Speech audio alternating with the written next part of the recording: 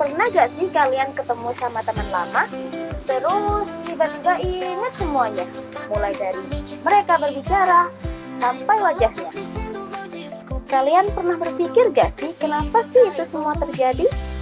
Semua itu terjadi karena di dalam otak kita ada yang namanya memori.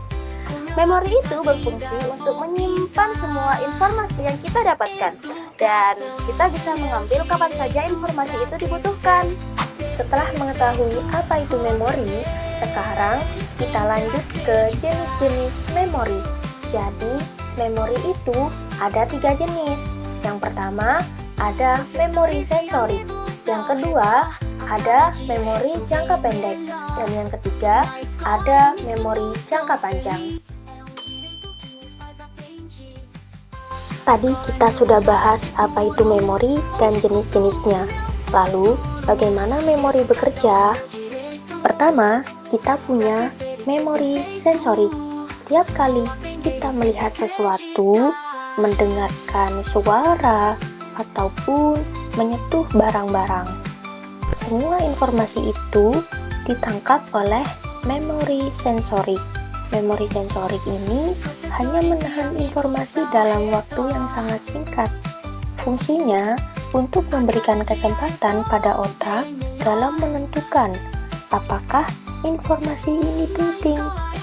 Setelah otak memutuskan bahwa informasi itu penting, barulah informasi itu masuk ke memori jangka pendek, atau yang sering juga kita sebut sebagai working memory.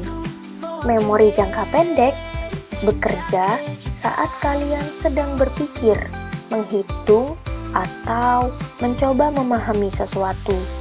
Kapasitasnya terbatas, jadi kita hanya bisa menampung sedikit informasi saja.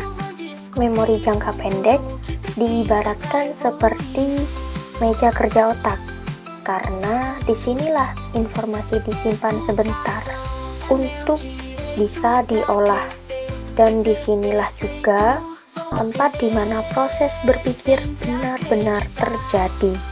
Jika informasi itu dianggap penting dan diulang-ulang, maka informasi itu akan dipindahkan dan disimpan di memori jangka panjang.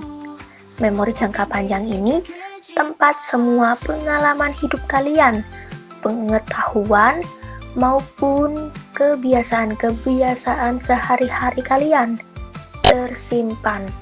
Di memori jangka panjang, informasi bisa bertahan sangat lama, bahkan seumur hidup. Jadi, ketiga jenis memori ini bekerja secara berurutan.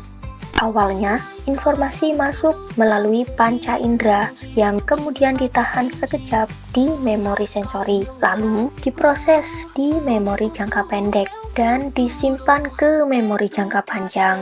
Jadi kalau kalian suatu waktu butuh informasi yang sudah lama itu, otak akan mengambilnya kembali ke memori jangka pendek supaya bisa digunakan.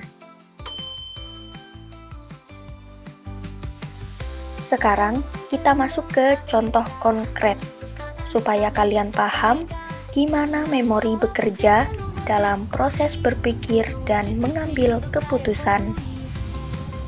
Misal nih, ada teman yang salah paham sama kita.